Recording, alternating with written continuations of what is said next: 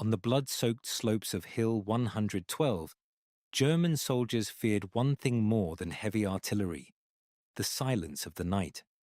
By the summer of 1944, something was happening in the German trenches that no one in Berlin wanted to talk about. Seasoned Wehrmacht veterans, men who had survived the Eastern Front, men who had held the line against everything the Allies could throw at them, were reporting something that didn't fit neatly into any field report. It wasn't the tanks, it wasn't the artillery barrages, it was what came after the guns went quiet. One German survivor described it simply: "We stopped sleeping, not because of the shells, because of what came in the dark.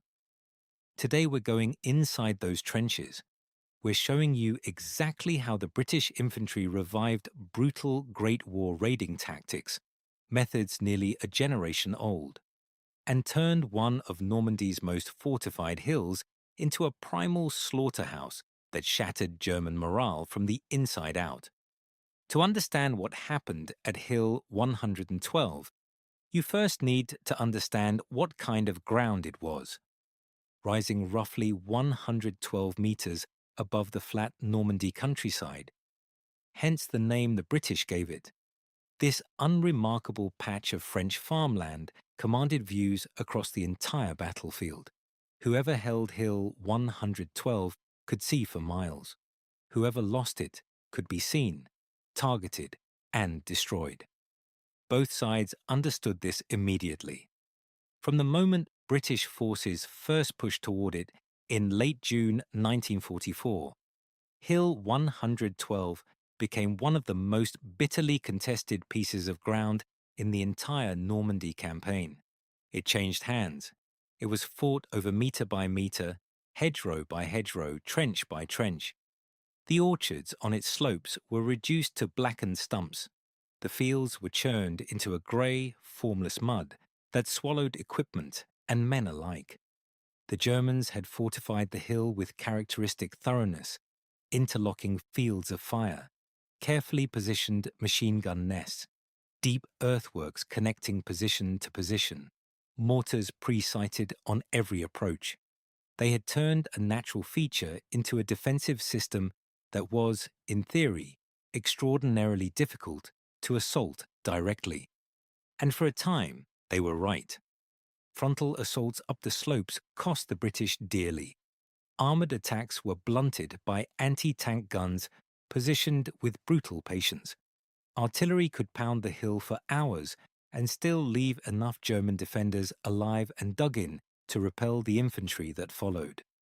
The hill absorbed punishment and gave it back. Something had to change.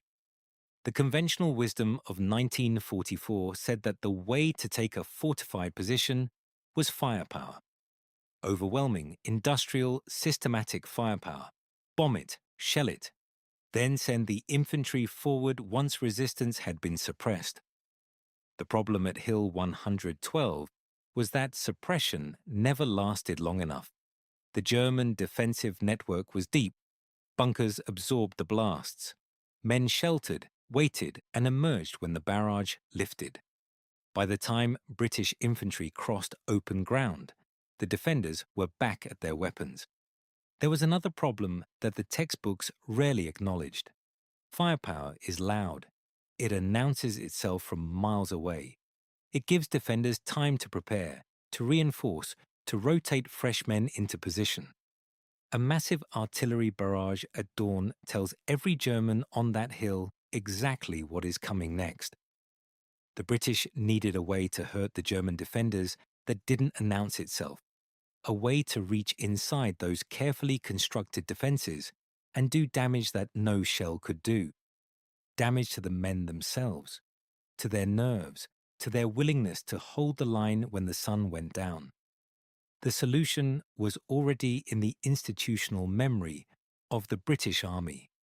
It had been used before, on grounds not entirely unlike this, a generation earlier, when another British Army had faced another dug-in enemy across a shattered landscape. They went back to the trenches. The British Army of 1944 was not the same army that had fought in the mud of Flanders between 1914 and 1918. It was better equipped, better supplied, better supported by armor and air power than anything those earlier soldiers could have imagined. But it retained something from that earlier conflict. A body of hard-learned tactical knowledge about how to fight an enemy who was dug in, fortified, and determined to hold his ground. Trench raiding had been one of the defining tactical innovations of the First World War. Small parties of men moving at night, crossing no man's land not to capture ground but to penetrate the enemy's defenses, cause casualties, take prisoners, destroy equipment, and then withdraw before a response could be organized. The goal was never territory. The goal was psychological disruption. To make the enemy feel unsafe even in his own lines, to deny him the rest and recovery that made defending possible. By the time British infantry were fighting at Hill 112, these methods had been formally reincorporated into training doctrine. Not universally, not in every unit, but in the battalions that understood the particular nature of the fighting in the Normandy bocage. The dense hedgerows, the sunken lanes, the short sight lines that turned every engagement into something close and intimate and savage. The old skills had been quietly brought back. The men who led these raids were not randomly selected.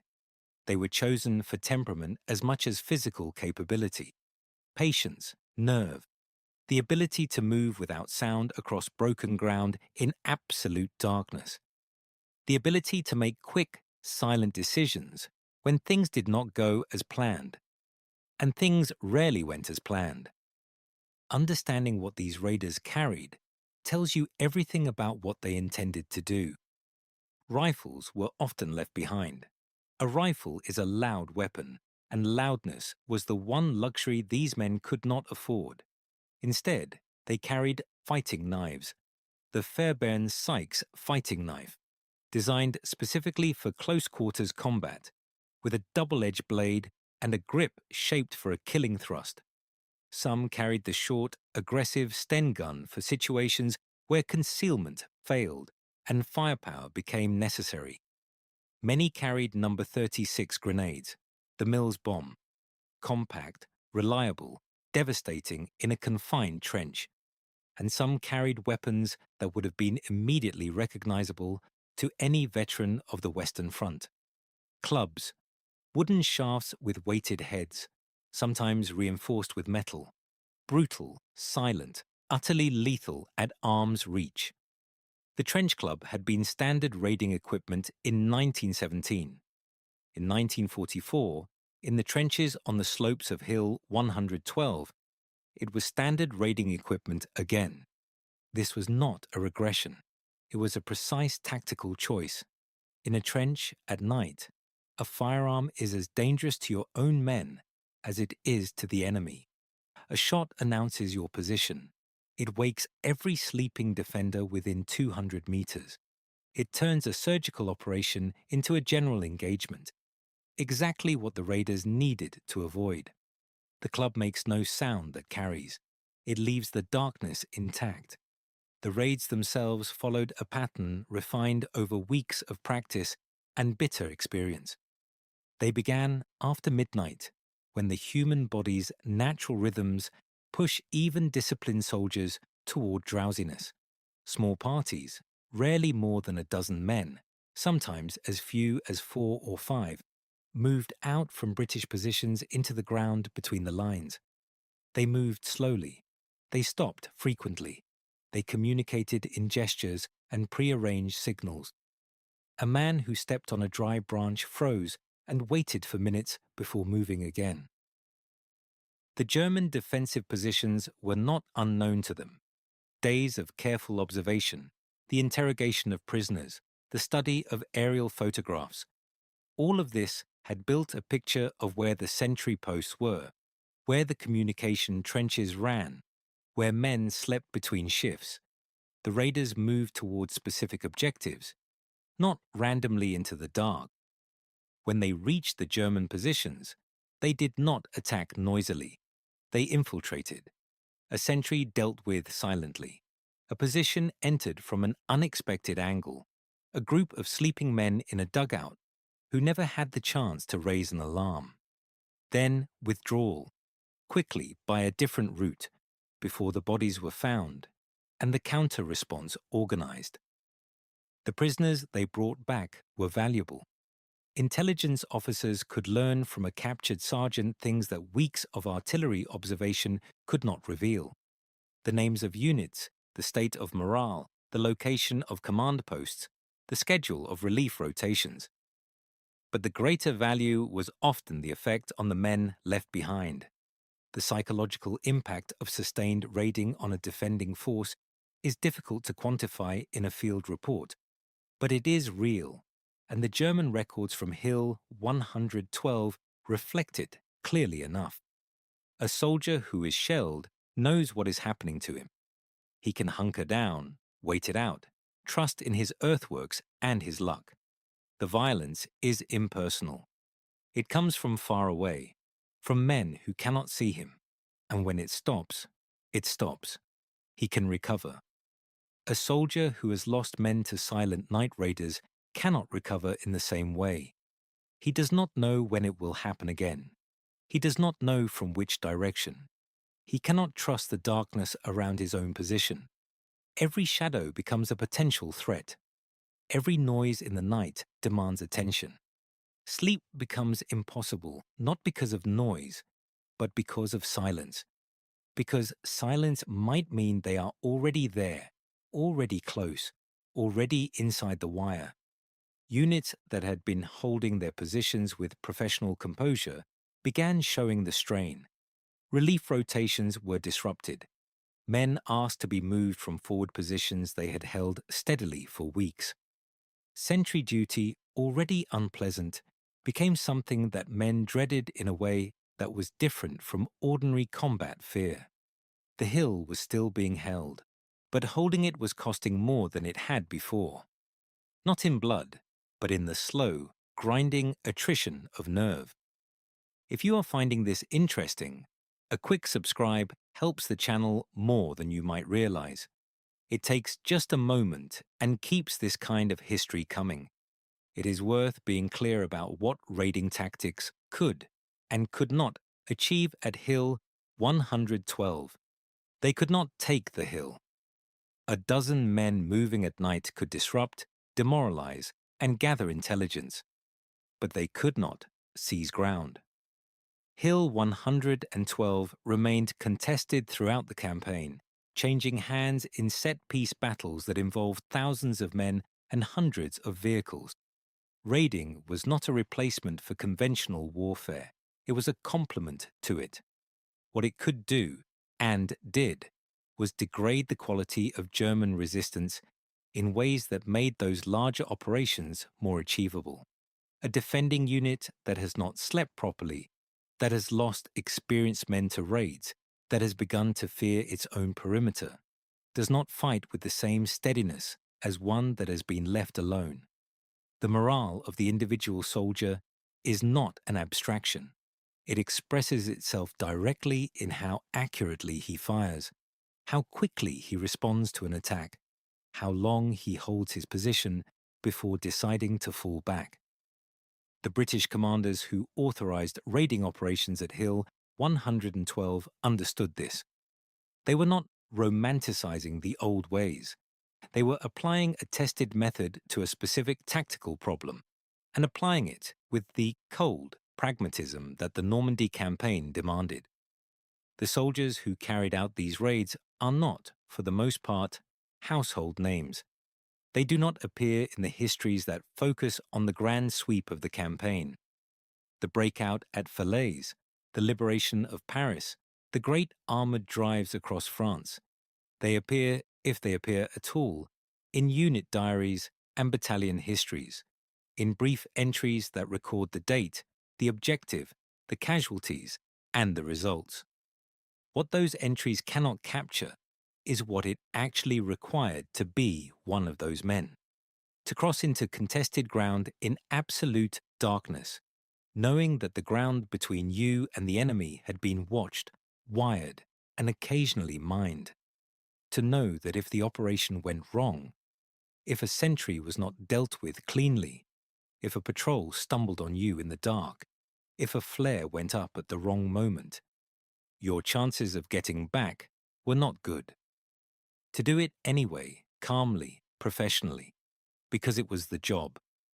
These were not exceptional men in the sense of being different from those around them.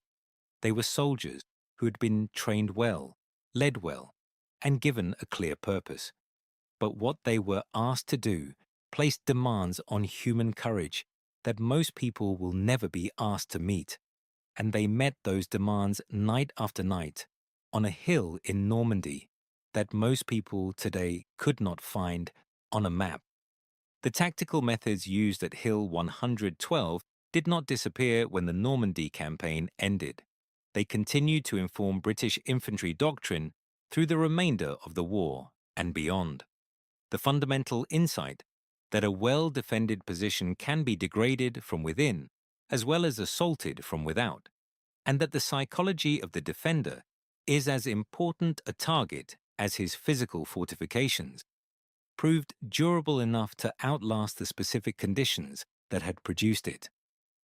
Modern Special Forces doctrine in the British Army and elsewhere draws heavily on principles that were being applied on those slopes in the summer of 1944. The emphasis on small unit initiative, the premium placed on silence and patience over firepower, the understanding that the goal of an operation is not always to destroy the enemy, but sometimes simply to make him feel that he cannot be safe. The Trench Club has not survived as a standard issue item, but the thinking behind its use very much has. Return, for a moment, to that hill. It is the summer of 1944. The Normandy sky is the particular grey of overcast mornings in northern France. The orchards that once marked the slopes are gone, reduced to splintered wood by weeks of artillery. The ground is a maze of earthwork, shell craters, communication trenches, a landscape that would have looked familiar to any man who had served on the Somme or at Passchendaele a generation before. In the German positions, men are trying to sleep between shifts, knowing that sleep is no longer safe. Somewhere out in the darkness between the lines, small groups of British infantry are moving, slowly, patiently, silently, toward objectives that have been identified, planned, and rehearsed.